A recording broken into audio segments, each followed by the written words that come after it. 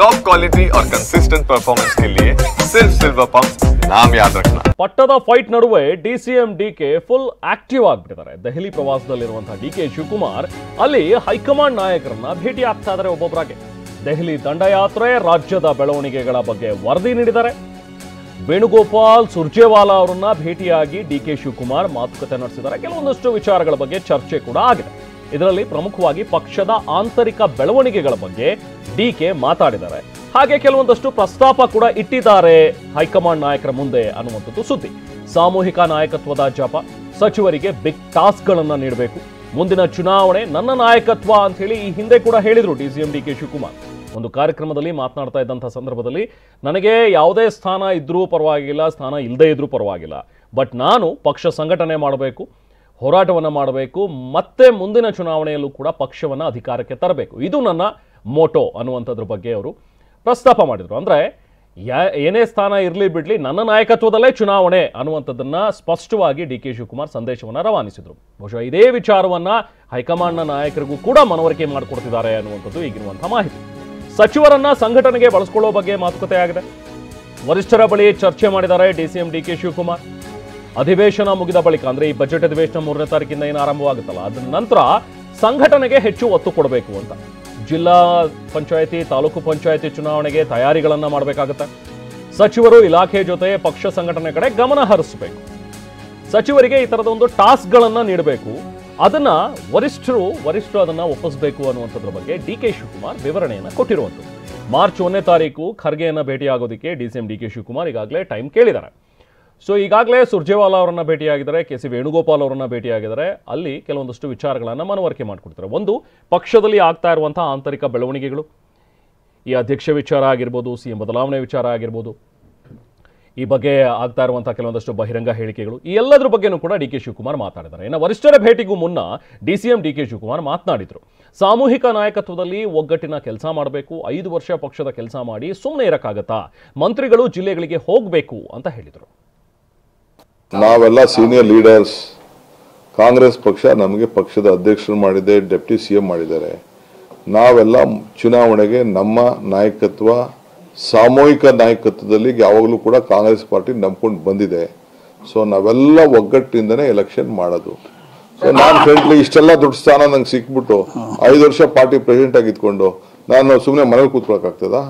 ನನ್ನ ಪಕ್ಷನ ಅಧಿಕಾರಕ್ಕೆ ತರಬೇಕಲ್ಲ. ನಾನು ಮಂತ್ರಿಗಳಿಗೆ ವಿಚಾರ ಖಂಡಿತ ನಾನೇ ನಮ್ಮ ಮಂತ್ರಿಗಳಿಗೆ 22ನೇ ತಾರೀಕು ಅಸೆಂಬ್ಲಿ ಕ್ಲೋಸ್ ಆಗ್ತದೆ. 1 ವಾರ ಆ ಜಿಲ್ಲೆ ಎಲ್ಲ ಜಿಲ್ಲಾ ಮಂತ್ರಿಗಳಿಗೆ, ಈಗ ಇವ್ರಿಗೆ 2 ಕ್ಷೇತ್ರ ಇದೆಯಪ್ಪ, ಇವ್ರು ಜಿಲ್ಲಾ ಮಂತ್ರಿ, ಇವ್ರು 2 ಕ್ಷೇತ್ರಕ್ಕೆ ಹೋಗಿ ಕಾರ್ಯಕರ್ತರ ಸಭೆ ಮಾಡಬೇಕು ಅಂತ ಹೇಳಿದ್ದೇನೆ. ಪಕ್ಷದ ಕಾರ್ಯಕರ್ತರ ಸಭೆಗಳು ನಡೆಸಿಸ್ಬಿಟ್ಟು ಖಾಲಿ ನಮ್ಮ ಲೋಕಲ್ ಬಾಡಿ ಎಲೆಕ್ಷನ್ ಶುರು ಆಗ್ತದೆ.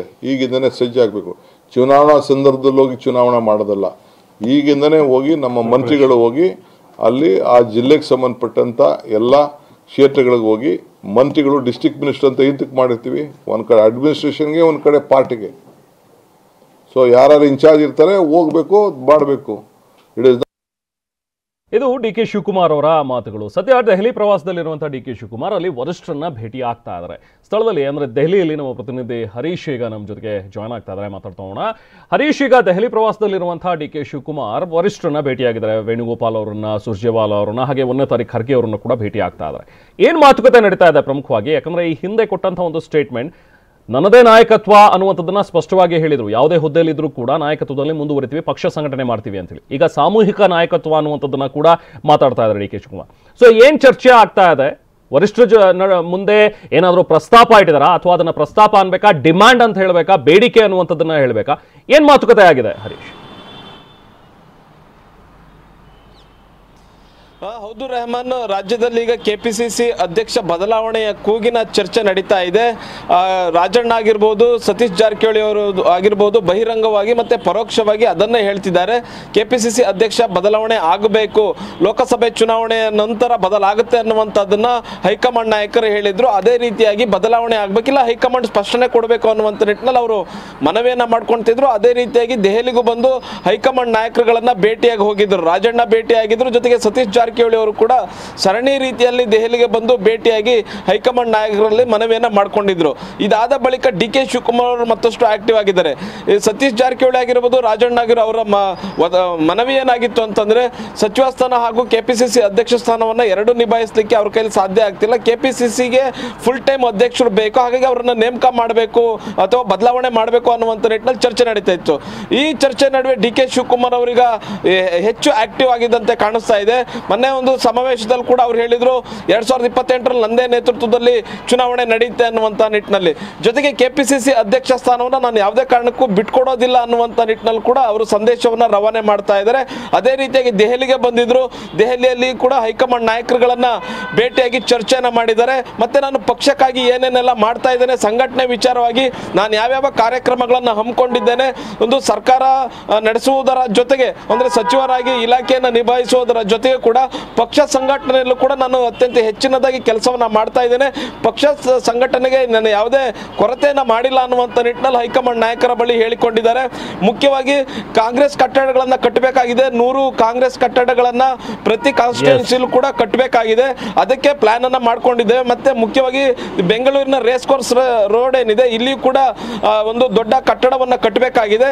ಮತ್ತೆ ಅದು ಪಕ್ಷಕ್ಕೂ ಕೂಡ ಆದಾಯವನ್ನ ತರುವಂತ ಕಟ್ಟಡವನ್ನ ಕಟ್ತಾ ಇದ್ದೇವೆ ಅನ್ನುವಂತ ಬ್ಲೂ ಪ್ರಿಂಟ್ ಅನ್ನ ವೇಣುಗೋಪಾಲ್ ಹಾಗೂ ಸುರ್ಜೇವಾಲಾ ಅವರಿಗೆ ತೋರಿಸಿದ್ದಾರೆ. ಮತ್ತೆ ರಾಹುಲ್ ಗಾಂಧಿ ಅವರು ಕೂಡ ಅದಕ್ಕೆ ಅಡಿಗಲ್ಲ ಹಾಕಬೇಕು ಅನ್ನುವಂತ ನಿಟ್ಟಿನಲ್ಲಿ ಮನವಿಯನ್ನ ಮಾಡ್ಕೊಂಡಿರುವಂತಹದ್ದು. ಮಾರ್ಚ್ 1ನೇ ತಾರೀಕು ಕಲಬುರಗಿಗೆ ಹೋಗ್ತಾ ಇದ್ದಾರೆ. ಕಲಬುರಗಿಯಲ್ಲಿ ಮಲ್ಲಿಕಾರ್ಜುನ ಖರ್ಗೆ ಅವರನ್ನು ಕೂಡ ಭೇಟಿ ಮಾಡಿ ಸಂಘಟನೆ ಹಾಗೂ ಇತರ ವಿಚಾರಗಳ ಬಗ್ಗೆ ಚರ್ಚೆನ ನಡೆಸ್ತಿದ್ದಾರೆ. Rehman, thank you Harish.